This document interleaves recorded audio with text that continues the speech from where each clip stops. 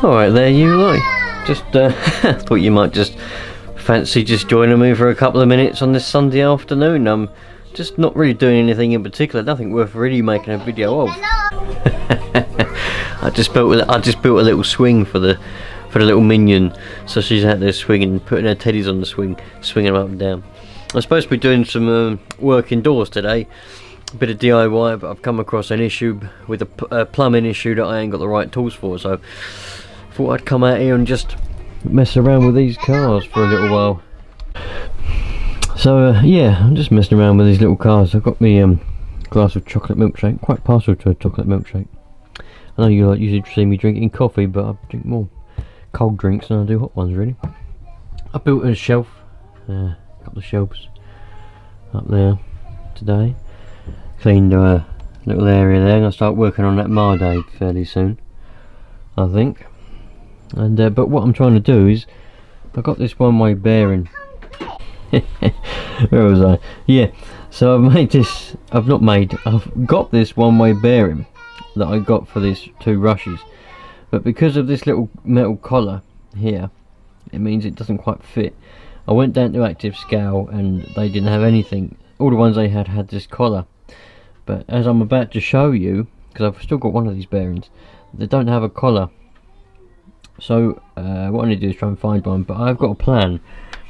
This bearing won't fit on the other rush with that other engine down there. It doesn't fit on there, but maybe this is actually different and this will fit on this one, and the bearing that's currently in this one is the one that come off of that. So I'm just playing around, not actually got a goal, I'm just playing around while she's out there playing, and I'm just doing my little bit of playing. So we'll see what happens. I was wrong, you know. I was just going by memory. This is the one that comes out the rush, the first rush, you know, the yellow one with the 15 FE engine on it. That's that bearing, which also works on this T15.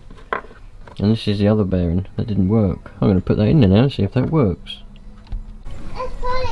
Let's see if it works then. So I've got that bearing on there. Put that on there. Difficult to do it one hand, I think. Ah, pulled it over. So it will work after all. So I'm going to put this one back on the other rush because this will want to come off anyway, so I know that does work. And that'll work on there. Oh, brilliant. Let's solve that problem, isn't it? That is a typical example of not checking things properly, because all I did was I got that new bearing and I assumed that because the bearing that come off the rush, the yellow rush, because it worked on this T15 engine, I assumed that a bearing that I bought that was supposed to work with the T15 would also work on that other engine. Turns out to be that's not the case for some reason. Well, I don't know why, but that's not the case, because this bearing here was supposed to be for a T15, but it won't work on the FE, the other engine. I don't know why. They look different, but you'd think if one worked on the other would work on that one, but it doesn't. Typical. I even went down to Active Scale and I was like, don't work, I need one that fits, but they didn't have any. They were all the ones they had looked like that, but now we know why, because they do work. The only problem is, if I wanted to get one to replace that one, because this one doesn't really work anyway, but it works sometimes. If I wanted to get one of these, I'd probably have trouble, because I wouldn't be able to put one of those on it. It's all confusing. You lot are probably confused. I'm not confused now. I was before, but I'm not now. Anyway, oh well, I'm pretty happy. Even if that's the only thing that goes well today. That's one thing sorted. Oh well, that's the other one done, and then that's this one put back together. Now, the one and only thing that needs doing to this one is I need to find another exhaust manifold bolt and a gasket, because I've lost the bolt and the gasket, so I need to go and get another one of those. And that rush is done with the used engine, of course. It still needs to be tested. I haven't taken it out, but it, you know, it runs and it all works. So got that rush, and this one's all done. So there's nothing really I believe that needs to be done to this. It's all ready and rock and roll, obviously, apart from that. There are some people that would probably say those cars are nowhere near done, you know, they're a mess, but at the end of the day, it's a hobby, isn't it? I do get some people say that to me, through Instagram and comments and things on the videos. They're like, you keep calling it your car's finished, but then they're a mess. Hobby's a hobby. Some people go really far. It's like with the break-in thing, you know. Some people go the whole way of heating the engine up with a heat gun or warmer first, getting it to a temperature and then starting it up, because if you don't, it'll blow up. Of course, it won't be any good. Some people go the whole way, but a hobby is a hobby, and a hobby is what you want it to be. I don't believe there's a right or a wrong way to do a hobby. I don't believe there is. You know, if you want to do a hobby, whatever it may be, and you just, let's just say for example, you want to get yourself a Nitro car, but you don't care about all the maintenance and everything, you just want to run it, by all means do that.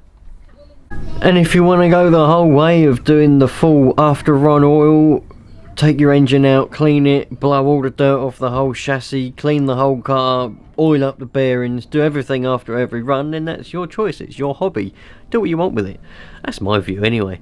You know, even just going through the forums and reading people's things on the forums, some people are very precise and they do everything by the book, not even a stray out of line. Nah, that ain't me. All that dirt in there, that can stay in there, and that bit of grass wrapped around the drive shaft, that can all stay in there, because whenever I go and use it, it's going to get dirty again anyway. Obviously, if it was covered in mud, I would clean it, and full of dust, I'd give it a blow off, but the way it is, that's fine. I'm tempted, I might take the Savage apart. I don't know, do I do that today? Can I be bothered? I'm supposed to be doing some work on indoors inside the house, or inside the bungalow.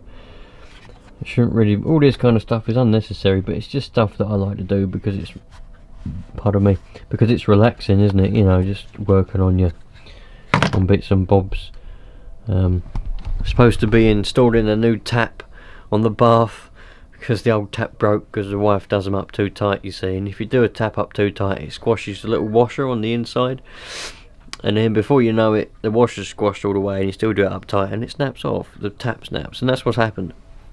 And we ain't got a bath tap at the minute, and also the shower's broken, keeps tripping the electric, so I need to, well, I'm not going to look at that because it's a insurance thing, you know. If I do anything with it and it breaks, it causes a fire or something. So, but I'm going to change the tap. But I thought to myself, what do I do first? So I've ended up out here playing around with these. But I should be in there really doing things that really need to be done. But never mind. How many of you are like that? When you got stuff that needs to be done, like just in your home or in the garden or in your car or whatever, something that is pretty much priority, like a tap, without water, can't wash, without a shower, can't wash. But how many of you are like that? When you got something that you need to do, but you're like, I think I'd rather be playing with one of my little RC cars, so you're out there playing with them, or you and in the end all the stuff that's priority don't get done. How many of you are like that? Just put a little bit of super glue on that other one there on this, because it had snapped off in the box, you know, because it was packed really bad, wasn't it? So I just super glued that back on. Missing the spoiler though. Now I've had a chance to look through this in detail. It's all right. The seller of it is, because I put a claim in through PayPal about it not being delivered and him going quiet. He sent me a message saying that it's now been delivered, because he got a tracking number obviously now. It's been delivered, can I cancel the claim? I don't know if I'm gonna. I don't know what to do. I have sent a message to PayPal and I've said, alright, it's been delivered, but it was packed really bad and there's some damage, because although the transmitter, although that it does work, it's not very good.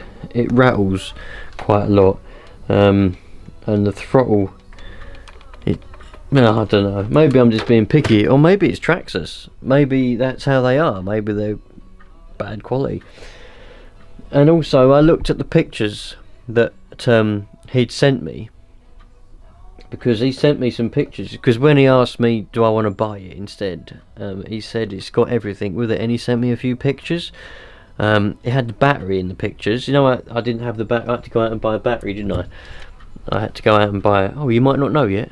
I don't know if that video's gone live. Anyway, I had to go and buy a battery yet. Go and buy a battery for the EZ start. EZ starts, obviously American, isn't it? EZ. Anyway, I had to go and buy a battery for that. But in the pictures that he showed me, the battery was in it. The battery was there. There was some other bits and bobs, some accessories. What else was there? Oh, there was something else. Can't think. Anyway, they're not. I didn't get those, and I thought I was paying for everything that he said was going to come with it. So I've said to them it was packed badly. I've got you lot seen that, and I've also taken the pictures.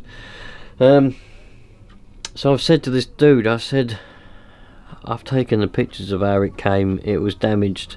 You didn't pack it well. You put Christmas wrapping paper in there, and that was about it. And a bit of wood, a few bits of old polystyrene, and it was damaged. The shell was off, missing the spoiler. All right, the throttle servo was stuck, but you know, that's not damage, is it? Through packing, that's just the way it goes. Transmitter's damaged. So I'm waiting to see what he says back, and also waiting to see what PayPal say, because now I've tried to change it to a damaged goods claim rather than a not arrived claim, if that makes sense. So we'll just see how that goes. But I didn't realise it. When you think about it, I didn't think this was that old, right?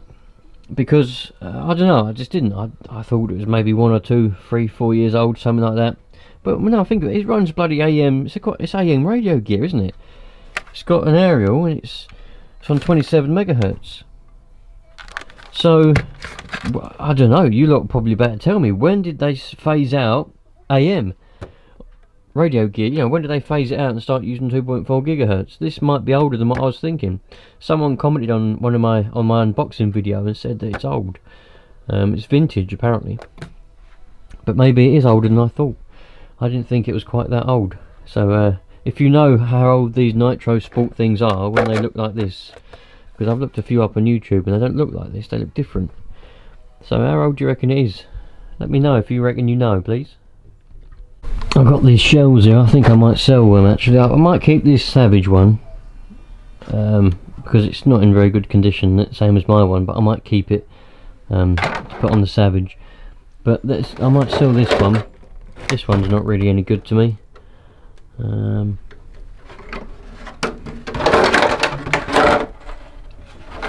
I think I'll keep those ones. Maverick original shell there. I might keep them ones, but I might sell this one. This one's not really any good to me. It doesn't fit anything that I've got. So it doesn't suit a Savage either. It needs to be on a car really, rather than a truck, even if it did fit on the Savage. But it don't. Well, it fits, but the holes are in the wrong place, and I don't want to drill any more out. Might stick that up for sale. Anyone wants it, drop me a comment and we'll work something out. If not, it'll be on eBay. I was just looking at it. I tied my battery there to the thing, and I'm looking and I'm thinking that looks strange for some reason. And I realised no one yet has drilled out the hole for the exhaust. I might drill that out now. Get that done. There you go. That's much better now, isn't it? Just in case some of you are wondering how did I do it, probably won't be, but I use a drill bit, the biggest one I've got, which is 10mm, and then that drilled out the hole that was big enough. I might have to just elongate it slightly there, but that drilled out the hole which was big enough. But then I thought to myself, well, there's only that little small bit at the bottom there, so I got my side cutters and I just snipped away the bottom, so now you can slide the shell over the top of it, and Bob's your uncle. Just about to sort of pack up kind of thing and go indoors for a while, and I thought, well, I'll put a failsafe on this, because obviously it hasn't got a failsafe, and I do plan on keeping this for a while and just using it and making a few, I wouldn't say instructional or tutorial videos, but just a few videos to set examples, because this is a brand new truck, isn't it? A brand new car, you know. So anyway, I've put a failsafe on it. So now turn that transmitter on, turn the car on, and we've got full operation.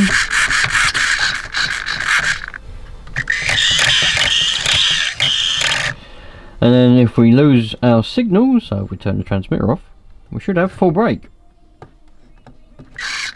Yep. Back on, off, on, off, on. Lovely. That's another little job done. For those of you that are curious of what failsafe that is, if you're after one, it's one of these ones. Part number there, look. Very easy to set up, as most failsafes are.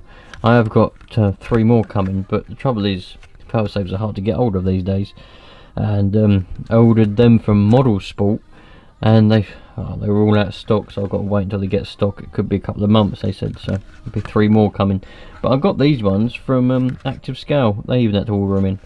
I think they're about £8 each. Bloody expensive, really. But I've got another spare one here, look. Because they're hard to come by, and you know me, you lot, I like my old gear with our AM transmitters. I thought I'd better get a few spare failsafes just in case. So I bought a few of them from Active Scale, and I've got 3 more coming from Model Sport. So, well, that's pretty much that done then. Sweet. Well, I'm going to pack all this away now and go indoors and have some food. I'll be seeing you on the next one. Bit of a random video, this one. Weren't really much purpose to it. I thought you might just want to, maybe some of you are a bit bored on a Sunday afternoon and would want to watch something. So there we go. There is going to be some purposeful videos. I would like to say purposeful videos.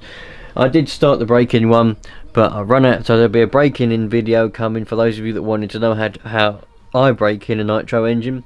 But I'd done the first tank, and then my battery run out for the starter. That run out, so I couldn't continue it. So I'm going to have to go, and I'm going to go and finish that off one day, probably next weekend or something like that. And then there'll be some other videos. I don't know what's happening. I don't know what's going on. Who knows? But anyway, thanks for watching. Thank you for subscribing if you have. If you haven't, please think about it. Hopefully we'll get to 1,000, and who knows? Magical things might happen. I'll see you on the next one, dudes. Take care, wouldn't you? Have a great week.